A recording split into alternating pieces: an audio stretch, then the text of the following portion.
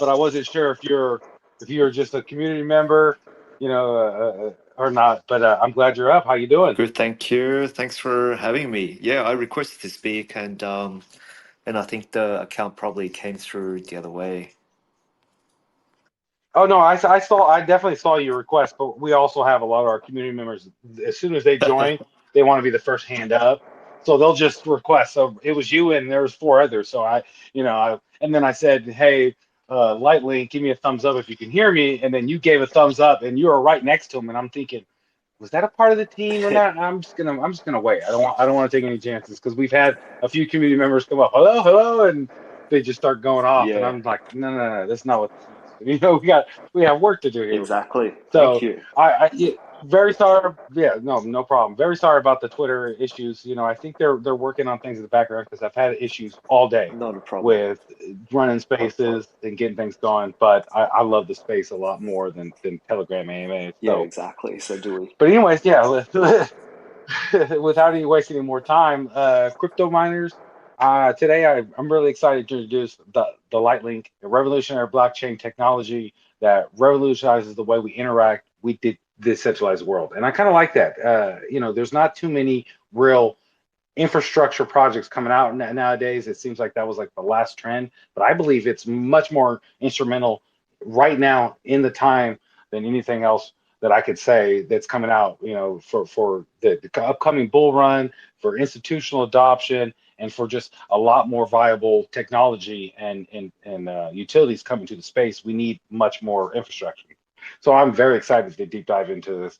So without wasting any more time and with any more technical issues, might creep on us.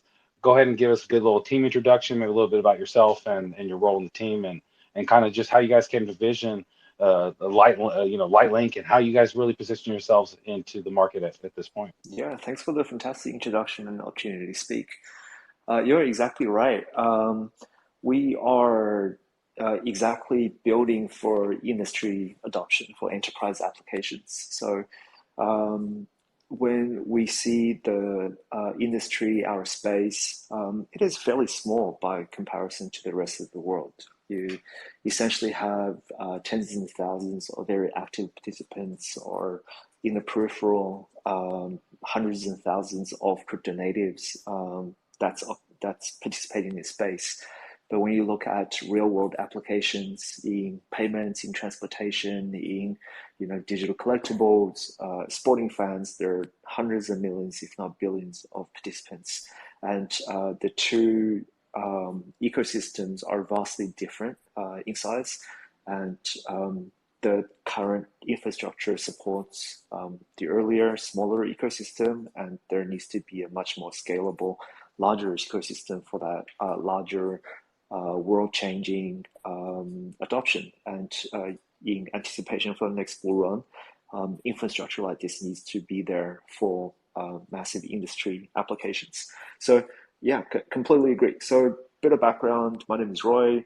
Nice to meet you all. I've been technology for the past 22 years. Very technical. Have a computer science background, and we've been building technology solutions for the past couple of decades, predominantly online. And there are a lot of things that we can reuse in the context of crypto, in the context of Web3, um, and in terms of applications that we've built in the past. We've built social network companies, media companies, e-commerce companies, and essentially businesses that interact with consumers, with real people, offering real value. And since 2017, we've been in the blockchain space, um, producing different types of applications for our customers and clients. So we've had the opportunities to work with some really larger, interesting applications in the industry. So, for example, we built a fractional tennis court NFT collectible project with Tennis Australia for the Australian Open. We worked on, movie tokenization, media asset tokenization with Metaria, with a large Thai-based media company, and so on and so forth. So lots of real-world applications under our belt. And the uh, common occurrence that we found in these projects are with layer one projects, it's really difficult to scale. It's really expensive. Firstly, in the peak of the market a couple of years ago, you would pay $100 to mint an NFT, and that's not sustainable and scalable for the larger world, right? And some of these transactions are really slow, and it's a little bit unpredictable from time to time. So for you to introduce this technology to a larger participant, when you talk about millions of users, the technology infrastructure need to be a little bit different. And it's good to see the industry has acknowledged the existence of layer twos and endorsed and moving towards a layer two ecosystem. So we saw a rise of a variety of different layer ones in the last run, right? And the run before that. And everybody wants to build a cheaper, faster blockchain. But I think that place has been largely established today, right? And that layer one is Ethereum. And on top of Ethereum, when you look Ethereum as one of the ecosystems, economies with the largest participation, the most innovation, the most built out ecosystem, you would look at how do you scale that ecosystem. And that's essentially where layer two is coming. And we've had lots of really cool layer two applications over the past couple of years, Optimism, Optron, so on and so forth. And that space is constantly innovating. And just a couple of weeks ago, Vitalik, one of the superstars in the industry, wrote a blog on his official blog about the rise of layer twos. And it's really cool to read the different variations and permutations of that, of those implementations. And so it largely validates our idea, our direction in terms of, hey, let's look at the issues we've seen in the past with our customers and what technology can we build to offer a solution. And that's essentially Lightlink. Lightlink has a few key differences, one of which is its enterprise mode. So we essentially have two gas models. One is the public gas model, and the other is the enterprise model. So when a customer adopts and uses a enterprise mode, the transactions become a lot more predictable, very efficient, and very cost effective. And from a user perspective, when they interact with a smart contract that's in enterprise mode, the smart contract interaction essentially becomes gasless. And that's a really interesting incremental improvement based on the current economics, right? So say if you have a NFT that's a ticket, and you use that ticket to go to a concert, and when you validate that NFT, you don't need a native token for that transaction to happen. You show the ticket, they verify using another app to scan your QR code to verify it is you, and you have that NFT. It would toggle that ticket from unused to used. And for that transaction, you don't need Ether or Matic or BNB for that transaction to happen. So I think that's a very important usability improvement that industry really need for mass adoption. Now we see different flavors of this technology in terms of relays and other types of abstraction. But I think for a adoption in the scale of millions, it has to be a different economic model. And I can go into that a little bit further if you like. But hopefully that's a good enough explanation for where we are and why we do what we do. Thanks. Yeah, you know what? As you were speaking, I had, it's great. I get to listen to the vision, everything you guys are, planning on building just from your core idea, and I get to start writing notes down. And one of my very first things I wanted to, it's not really a question. It's more of a comment and a compliment at the same time. And I'm very impressed with how you guys have fostered your guys' growth in the industry, right? I get a lot of projects out, and you have a real stacked experienced team most of the time, but it's from like either real world or finance in the real world. And when you come to blockchain, yeah, having that professional acumen really does help you, bring a professional project or utility or company to the space. But not having like, and they're all, I've been in the space for 5 years, but they really weren't building. And you actually have a well-stacked team of experienced builders that have been building and helping do this exact same thing you're doing. But instead of instead of you localizing to helping others, you decided to build the infrastructure that it could be spread easily across these projects. And I like that. You guys took what you guys knew the best and built something that you think is going to be great. So it's really cool. And I like what you just touched on also about the gasless kind of with like the ticket part. And I think that's huge for venues and events right now, that are taking off with the whole new real world assets and tokenization being the next new like wave of institutional adoption coming into the space. I think that this is kind of a huge little step forward.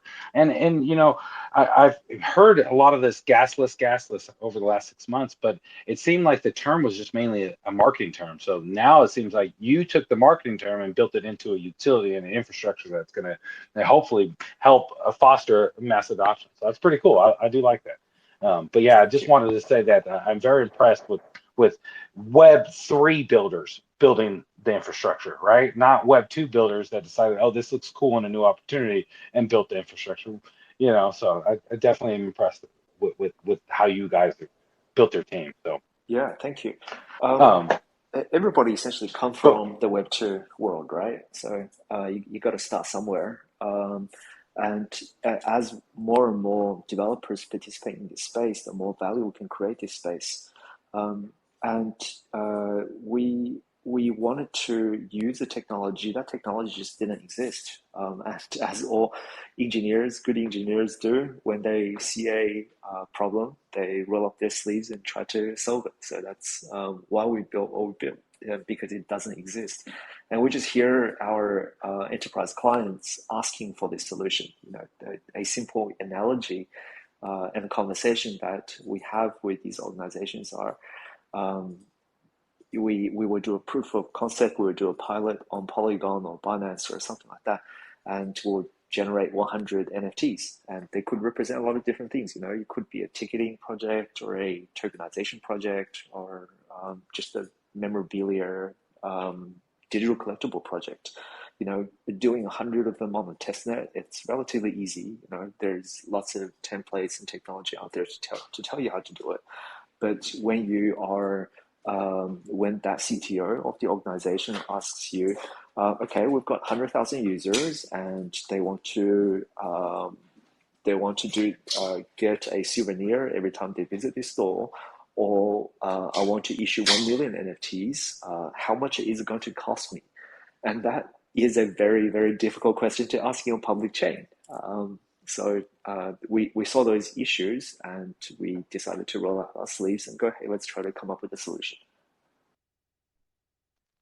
no, I applaud you for it. I tell you what, it's probably something a lot of engineers looked at and was like, this is just something that's just either beyond my scope or beyond my funding ability, right?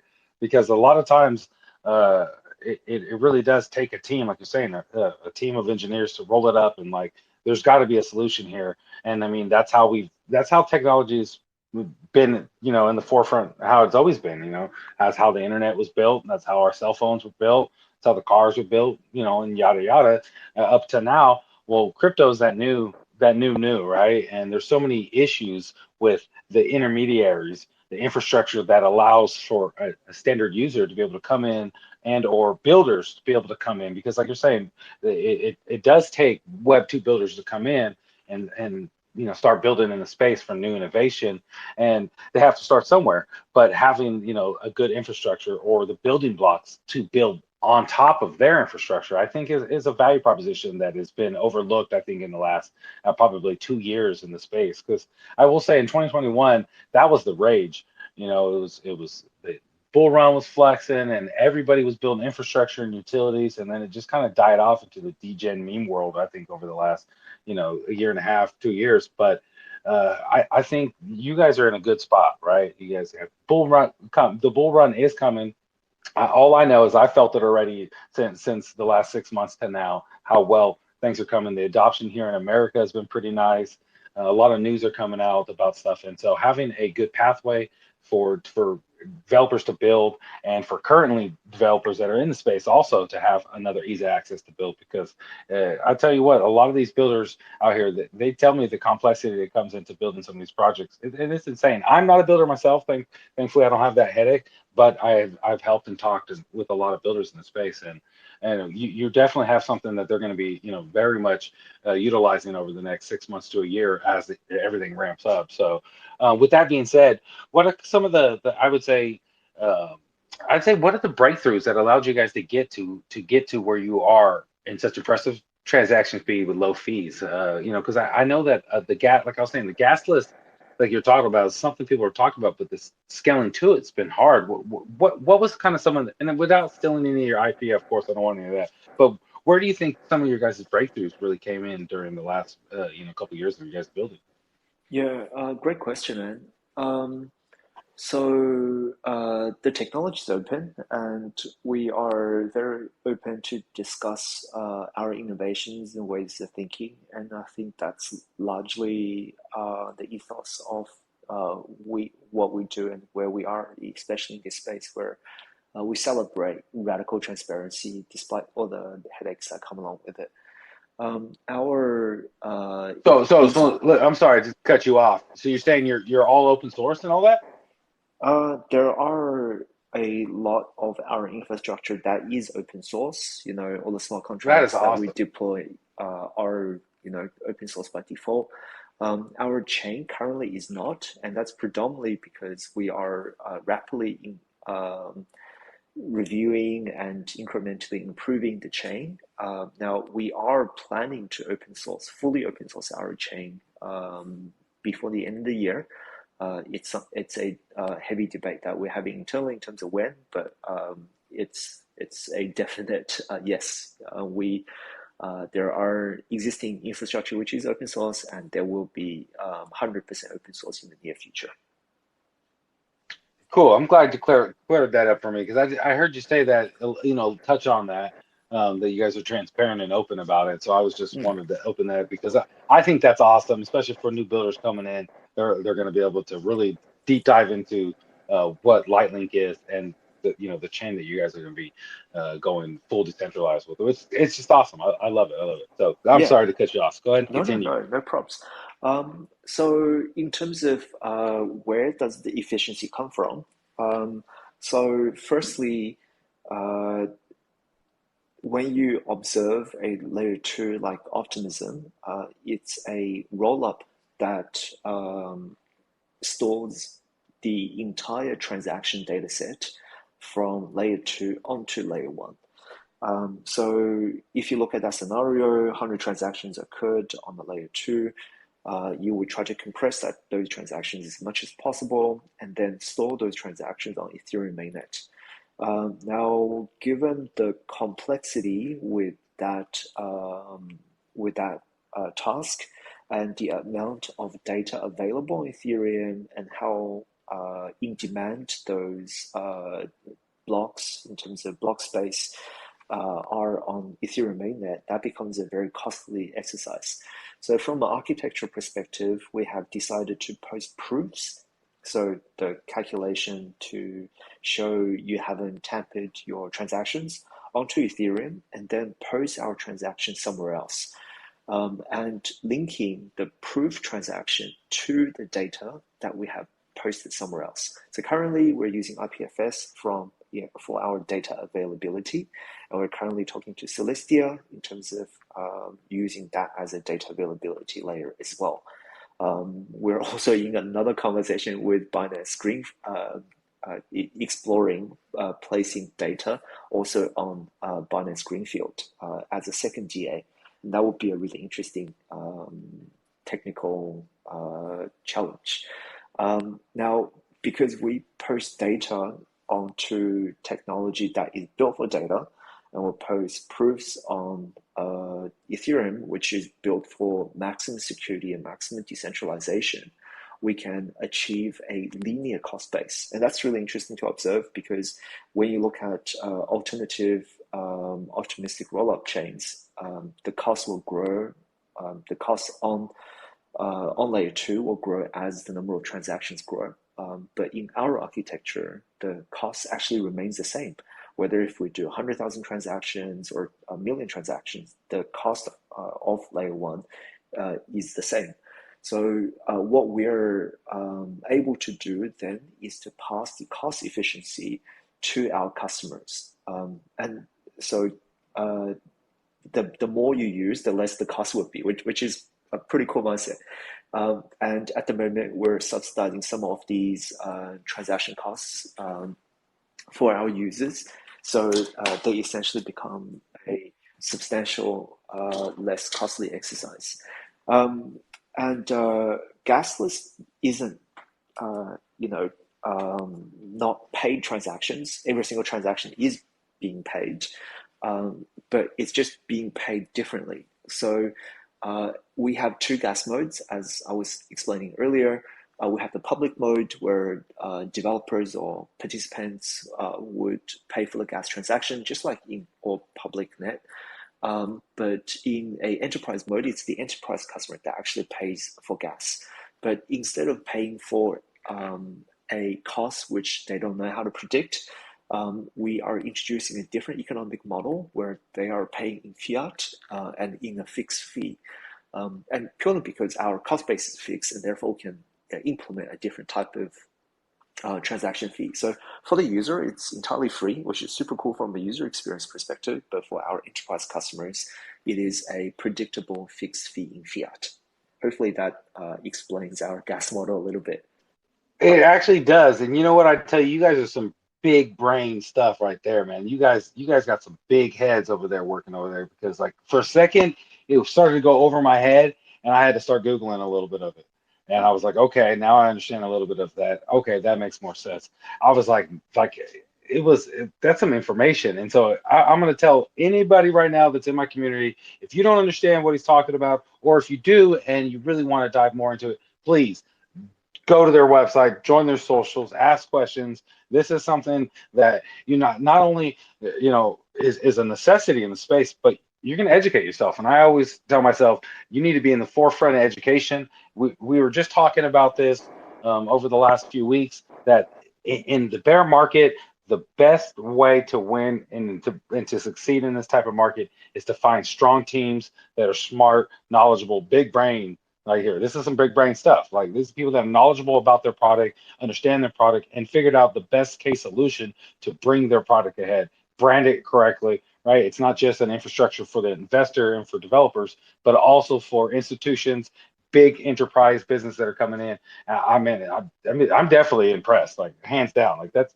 some crazy stuff there, Thanks, some man. knowledge that it went over my head, and I even try to act like I'm a pretty smart guy because I'm always trying to educate myself, but like this is some stuff that I even the last 3 days of research, I still have not fully grasped the full meat of your project or your company. I should say. So please, anybody here, join, read up, stick with the information. This is some really cool stuff. This is stuff that you don't realize is going to be utilized in the background of every type of utility or project that they hopefully that are coming into the infrastructure over the next year or two. So like and that's what I love. Like for a long time, like Oracle and other things, you didn't realize you were utilizing in the background on just any mundane project, until you start really deep diving into the infrastructure, into the technology behind it. And just like this is huge stuff that kind of just was kind of going over my head until you kind of broke it down and explained it to me. So it's pretty cool. I really do like it. It's pretty neat stuff. Yeah, Like thank you. fascinating. Like I got more research I have to do. Yeah, Uh, definitely. But in the other side, I think the technology is overly complex to a degree, especially in our industry. When you send USDT using MetaMask, right? You have to look at what are these gas costs, what are these, token prices. It becomes really difficult. So what we're trying to do is introduce different technology so that level of complexity can be abstracted. So when you send USDT, for example, if USDT is using a enterprise mode on Lightlink. When you send a token, you just send a token. You don't need to care about other things that happens in the ecosystem. You send token, you receive token. What we're actually trying to do is introduce a level of simplicity by extracting away the complexity and difficulties in interacting with a blockchain. And we're trying to offer the same level of simplicity to our enterprise customers by using the technology. The technology is fairly difficult to understand, but hopefully the two sides, the beneficiaries of these technology, is another level of simplicity, so it becomes more widely used.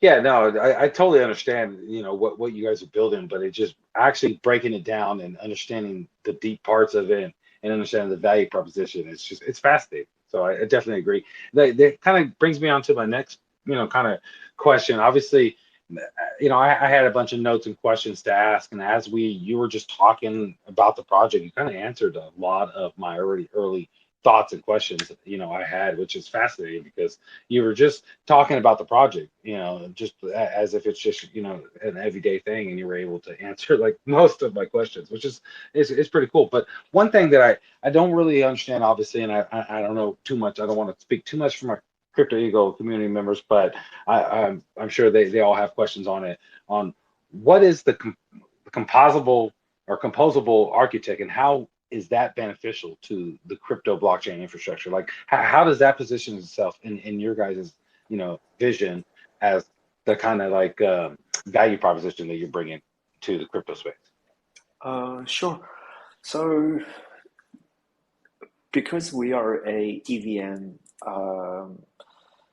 compatible blockchain, all the smart contracts that we deploy onto the chain are transparent and visible. You can interact with them, and that's what I love about the composability of the technology you build. So any developers that build on top of the EVM network, such as Lightlink, those smart contracts are for other people to interact with. So if you have a DEX, if you want to build further currency transactions to be able to exchange from one currency to another, you can actually call a existing DEX smart contract within the ecosystem. If you want to trade NFTs, there are existing smart contracts which you can use. And if you have something that we don't currently support, let us know, and we see if it's something that we can build within our lab's capability. One of our ecosystem engineers suggested we need a we need a smart contract that can send tokens to multiple recipients. So we went ahead and built that, and we should probably showcase it a little bit more in terms of all the different smart contracts we have built to make our environment more composable. So I think because we are a EVM-based chain, it is composable by nature, and there are lots and lots of smart contracts out there.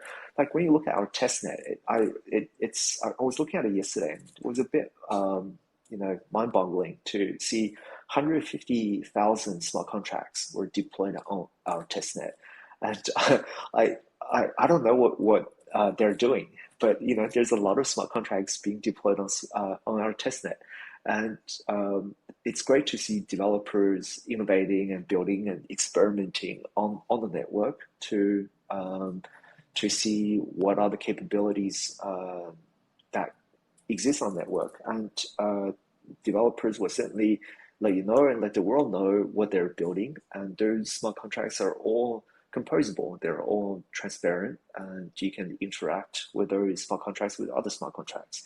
And that's when the environment ecosystem becomes really awesome. Yeah, that's actually pretty cool, and that's a huge achievement. 150,000, developers building on your chain. That's a huge achievement, man. That's definitely not Smart something light. contracts. Smart or smart contracts. contracts. Sorry, Yeah. smart contracts. Yeah, deployed. But it's still, that's not something light to, to just throw around. That's huge, and that's accomplishments like, in the bear market right now, having teams building hard, getting ready. A lot of people have been building for a couple of years now, up to get ready for now, and to build that, and then to have that much adoption on your test net. That's huge, and I applaud, the hard work you guys have been doing. So, and then, no, and I kind of understand a little bit more. I was just a little confused on I think the wording more than what the concept was. Now that you kind of broke it down, it totally makes total sense to me now. Uh, so, with that saying, do you guys have any type of what's the word I'm looking for? Like, you guys have a labs that you guys are using to help kind of push and to grow and to kind of bring more developers into the ecosystem? Um, yeah, I think there are Like a two concepts foundry. here. That's a good word. That's a good. Yeah, That's a good. Like, do you have a foundry that you guys have built, kind of help, foster new growth and to continue to grow with your chain? yeah. So we sort of started the labs component first, as opposed to in many other chains, labs came later. So we built solutions for enterprise customers, for ourselves, started in 2017. So the labs business has been around for a very long time. So and there's a lot of competency and case studies and successes we can point back to. And we are actively looking at what great new developers can we encourage, can we issue a grant to, can we incentivize to build on top of Lightlink. Actually, one of the Twitter listeners is Vlad. He actually runs our developer relations. So, and we currently have a few hackathons in the works. We're trying to organize um, and uh, uh, and that's a dedicated event to ask other developers to build on top of and encourage other developers to build on top of network, and that's actually organized by Vlad, who's also on the spaces with us today. In terms of founders that we meet and see innovations, we speak to new and old existing projects every day. I'd love to give a call out to one of our DeFi, one of the earliest DeFi developers that's building dedicated on top of Lightlink, and that protocol is called Electric, and they're one of the first DEXs built on top of Lightlink, and they embrace our gasless model wholeheartedly, and it's really cool to see trading and swaps between two pairs, two assets, to to be able to transact without gas, and that's really cool to observe as well.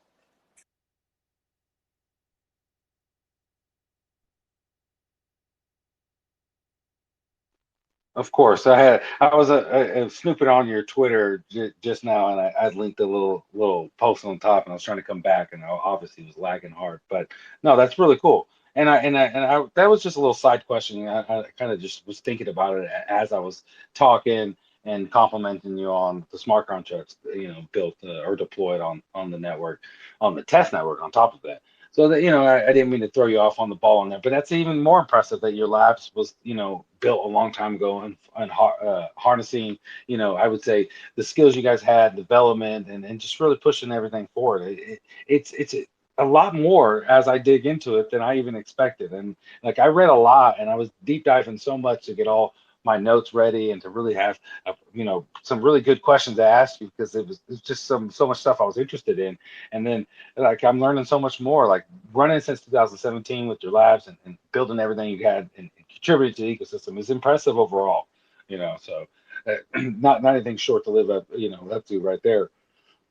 Sorry, wait, talking so much, my throat's getting a little dry. So, we are getting close to, the end of my kind of comments and questions. I do have a couple other ones about future development, but it seems like, I don't want to dig too much into alpha. You already told me so much about what's going on. Obviously, if you do want to talk about something, you could throw it out now. I would say, if you have like last minute call to action, or anything we might have missed that you think is an important takeaway for the community, if you don't mind, we can kind of give you 5 or 10 minutes now, and then we get into a few questions that I have from the community. Yours, sure, thank you. Um, we are fairly transparent as we were saying earlier. So a lot of our activities and progress are on our socials. We currently have an airdrop campaign, so come and participate. It's great to be working with our airdrop partner Galaxy to provide this capability. We try not to talk about projects that is in the on projects that hasn't been announced that we haven't launched yet. So it's good to look at projects that currently use the system. Yeah, there's plenty of those on our socials. Yeah, happy to jump onto into new questions as well. Okay, I'll go ahead and filter through a couple that I have. I have about a few hands up. And while I do that, community, please take the time, join their socials, join their Twitter. And, to right now, if you don't have your questions answered, or you didn't have the time to have it asked, please join their community and ask your questions there. I'm sure they have community managers and devs willing and ready to answer any of your questions. I'm telling you, if you don't have a question after this AMA, then you must have not been listening, because I have more questions. So, and well, I got to do more research, I would say, before I had real questions. But yeah, let's get into some right now. And also, community, please, let's get some really good questions. I mean, there's so much in-depth information. You had plenty of time to really get some good questions. I'm going to pick one right now at random that I haven't seen before. Let's try Codes Encrypted. Your name is Spark. I'm going to go ahead and preview now. Let's hope it doesn't take too long. I had issues earlier today. It was some crazy lag and delay between Twitter. There we go. Go ahead with a question whenever you're ready. Hello. Hello. Hello. Yeah, thank you very much for the privilege. So my question is concerning the 7 days withdrawal period I saw on your document that says when trying to bridge the Ethereum stays and wait for validation by the validators for within 7 days period. So does that mean that if an invalid transaction is located, one has to wait for 7 days before this is rectified? And secondly, I would love to know um, how exactly are you able to slash the cost of transaction to 0.01 and still give enough back to the validators?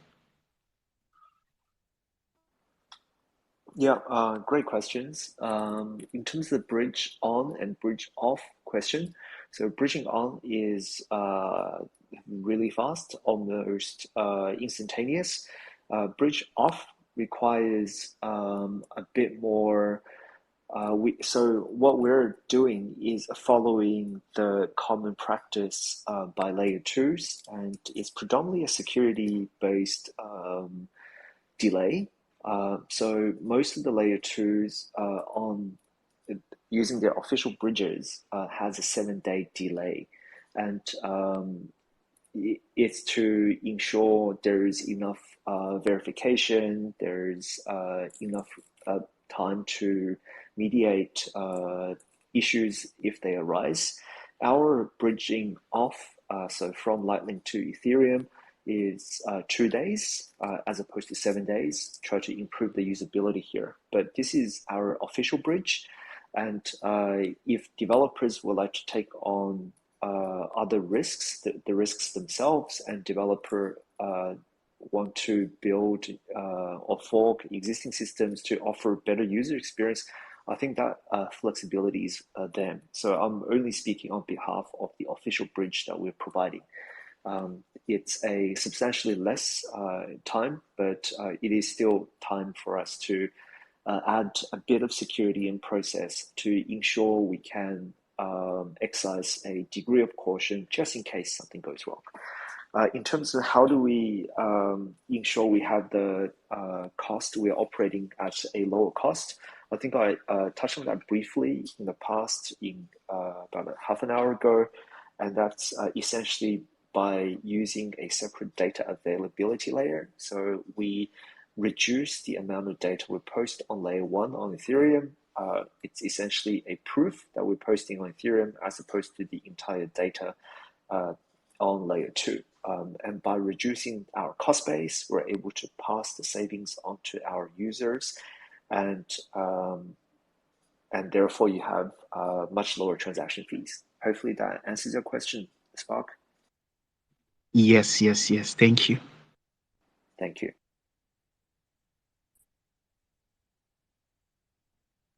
Yeah, thank you. That was a great question. Awesome job there. I'm going to go ahead and pick someone right now. Let's see who we got here. Let's try Tokyo.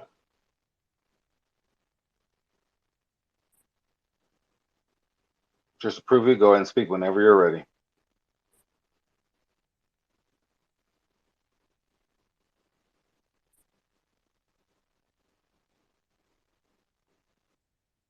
How are you? How you doing? I'm cool. So I'm just curious. I wanted really to still explain what he means by a gasless experience, and as if I'm a 5-year-old, what does he truly mean by the tech? If I was to explain it to people, I know. Sure. It's explain it in a simple fashion is if you go to a coffee shop and you buy a cup of coffee, you use a credit card to pay for that transaction. So, for example, if the coffee is $3, you type your credit card, the merchant will get $2.95, credit card company takes 5 cents, and you get a cup of coffee, right? Like, it's a very simple, well understood transaction. In the crypto world, that transaction also happens, but you have to figure out a new currency. And that new currency is, if you're using MasterCard, would be the equivalent of a MasterCard token. And for the normal world, that's a really difficult concept to understand. So you go to a coffee shop, not only you pay $3 for the coffee, you have to figure out how to buy this new MasterCard token, and you have to go to exchange, you have KYC, AML, and then you get MasterCard token, then you guess how much it's going to cost, maybe 1 token or 2 tokens for that transaction to happen. So that's what happens in the crypto world. So what we're trying to emulate is how can we design a gasless experience so users would pay for that coffee as frictionlessly as possible. We want to emulate the real world experience. If the currency is US dollar, maybe it's a USDT transaction, and then you get an asset on the other side. You don't need a second currency for that transaction to happen. You just have a pure value exchange. Hopefully that answers the question. Then I feel, I do still want to ask something. A product that is as complex as yours is more vulnerable to security issues. So how clean is the code? Are you sure that no hackers can really take advantage of everything? Yeah, good question. So, firstly, we've been building this space for a while, and therefore we have a bit of expertise, but you shouldn't really just trust one party, and therefore we've had security audits. Those security audits are public, and we publish that as a way of increasing trust. And when you look at Bridge, for example, our smart contracts are out there deployed and verified. So we encourage everybody to look at these smart contracts to ensure there are no vulnerabilities. We also are not building from scratch, and I think that's a third really important element. A lot of patterns have been used, and a lot of mindset has been shared by some of the most brilliant people in our space. And therefore, we can borrow some of the mindset and technical brilliance and reuse those technology to ensure we don't make the same mistakes. So hopefully those three things addresses the question that you asked. It does, bro. Really great. Thank you. Yeah, another round of awesome questions and awesome transparent answers. Couldn't get any better than that. I got one more last live question I'll do, and then I'll pick a couple of comments because I have 41 comments on our space, and I'm sure there's some good questions there. If not, then I'll come back and rely on do a couple more hands. So let's do Diamond Hands. I relied on him yesterday. He gave me a really good question. I'm going to give him one more chance. Give me another good one today. And they're pretty much even. I've given everybody that I see so many different times to be up here. So go ahead, Diamond Hands, whenever you're ready. You're unmuted.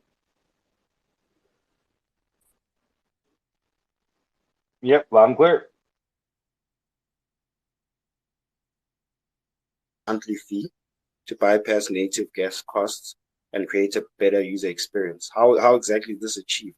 Who covers the gas costs now?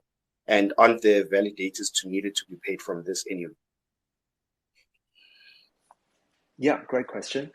So as I was saying before, gas modes essentially come in two different flavors. One is the public mode, and in a public mode, the gas operates just like any public chain, EVM public chain, where the users of the smart contract covers gas. In the enterprise mode, it's the enterprise customer that pays gas. So let's use an analogy of the same coffee shop. So MasterCard would provide you with a payment capability. MasterCard would pay the infrastructure, whatever that infrastructure is, whether it's a payment network or the terminals that you use, the card issuance, they would pay to create that infrastructure, right? So when you use that infrastructure, when you interact with that smart contract, it's a gasless experience for you, but that transaction is being paid by the enterprise customer, the enterprise business that's providing this service. Now, enterprise customers would pay Lightlink a monthly fee, just like you would in a enterprise environment, just like many SaaS products. And that monthly fee essentially becomes revenue for the Lightlink network. And Lightlink network would use that revenue to incentivize the participants of the network. So token validators, on infrastructure providers, and so on and so forth. So the economic model is similar, but on the enterprise side, the economic model is paid by the contract deployer, the enterprise customer, instead. Awesome explanation. I actually had 3 questions prepared. Can I ask a final one? Sure thing, go for it. Yeah. So I see you also have about 17% allocated to the team. The tokens. Isn't that a bit much according to crypto standards? I'd just like you to touch on that in comparison to other projects as well. Am I correct in saying that? Yeah. Yeah, I'm just trying to understand the logic behind it. Yeah, just the logic behind that. How do you get people to still trust in the team if you're still allocating so much to the team? Yeah, we do try to work with the best in the industry, and we try to obtain the best advice. We will consult our advisors. I don't think that announcement is public, but over the next couple of days, we will be pushing more announcements on who will be advising our project and providing, if possible, adjustments to tokenomics, especially on the team sector, to ensure it follows the industry standard. But I think, yes, we have heard you, and we have also heard from our advisors in terms of maybe that can be reallocated to the ecosystem to a certain degree to align with better industry standard. And at the same time, we do want to incentivize the best team we can enlist to participate in this journey, and we do want to ensure the remuneration for participation is fair as well. So it's a balance of the two. Fair enough. Fair enough. No, as long as you can back up anything that you put in the white paper or website, I'm okay with that. Thanks a lot for the opportunity. Yeah, thank you. I mean, going forward, it certainly won't increase. There's a strong likelihood it will decrease, and it's a strong likelihood it will decrease and be reallocated to give back to the community of our ecosystem.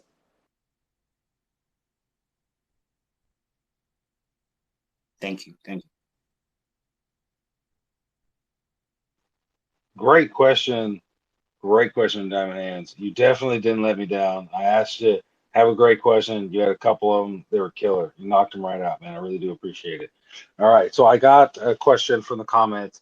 And this one, we didn't really touch on it too much. And it's kind of a question that I always have because it is kind of a narrative of space. And, you guys have all the answers, it seems like, when it comes to your guys' infrastructure and expansion. So what plans do you have with expanding to foster the adoption in the metaverse, NFT, and gaming? And this is from Early J. Yeah, interesting question.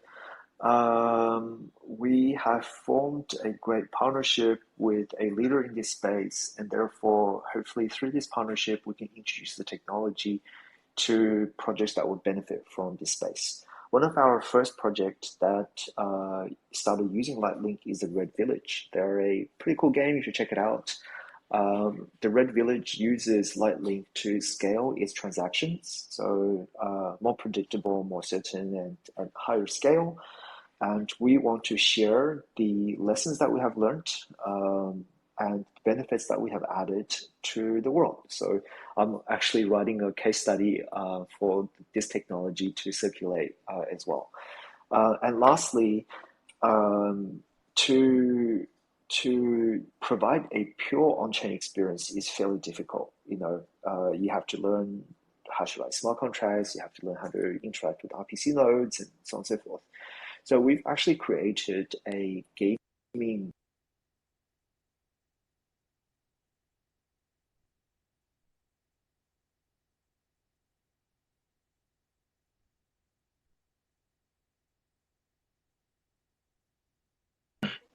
I'm not sure if it's me, but you cut out. I'm not sure if other people can hear you, but you said you created and then it just went blank.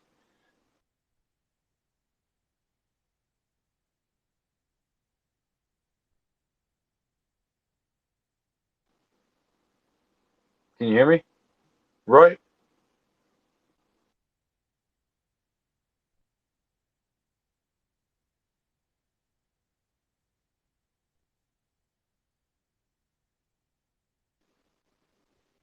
Hey, Diamond Hands, can you just give me a little test? Can you hear me?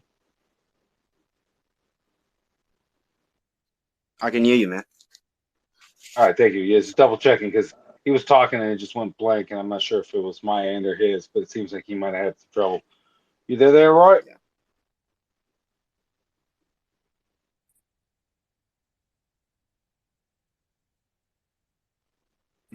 Well, it seems like we're having some technical difficulties, and I really do appreciate, everything you've been able to touch on and talk to us, and all of the crazy utilities and infrastructure you guys have been building. It's impressive, hands down. You know, you really can't speak negative about what you guys have built. You guys have built infrastructure that's not only going to help foster adoption and growth, but also help, alleviate a lot of the pains, I believe, in the industry. Especially explaining it when you're going into like a coffee shop and how seamless it is when you go to buy something. You say, here, there you go. They give you your change. You walk out the door with your product. And that's how crypto needs to be, especially when we're going to have a bunch of people coming in, to the crypto space that, had a tough time learning the smartphone, had a tough time learning the computer. Now they're going to be learning a whole new financial industry. So I really do appreciate, coming on to the crypto miners, showcasing this, wonderful infrastructure at this company to me and to the community. So on behalf of crypto miners, we, extend our deepest gratitude to the Lightlink team for taking the time and sharing the groundbreaking technology with us. Your insight into the capabilities of Lightlink and the passion for blockchain innovation has really, truly inspired me to really deep dive into your guys' project 1,000 times more than I already have. It's insane. So I really do appreciate you guys' time. If you are back and you have a moment, go ahead and give us a last minute call to action and closing statement for us today. And I really do appreciate your time. Yeah, thank you. Sorry, my phone rang and somehow the headphones cut into the other device. Technology, right? And technology should be simple, it should be Oh yeah. seamless, and that's what we're trying to build a infrastructure that can scale and can reduce the complexity that we see in the market. So yeah, thanks for giving us the opportunity to talk about our technology, and love we are continually to build, and hopefully the market recovers and we have a lot more interest coming back to the space, and we can showcase the fantastic technology which we have created and spent a substantial amount of time and effort into. And thank you for all of your support. And we have, like I said, we have a airdrop campaign currently happening, and love to see more participation. So, yeah, thanks, man. Love to. It was great to be here. Definitely. And what I'll do is, you know, I'll check out the Galaxy page because I'm a big fan of Galaxy and everything they're doing on there. And I'll do a little call to action here. I'll even do a little tweet on my personal Twitter to get some action going. And as you're developing and growing, Crypto Miners is always about supporting and fostering base development and growth in the crypto space. So as you guys are growing, as you guys are developing and new announcements come out, don't hesitate to reach out to us. We'd love to support you guys, and I really do appreciate the time. Thank you very much. Appreciate your help. Yep. Thank you. You guys have a great day. Cheers. Thank you. Bye.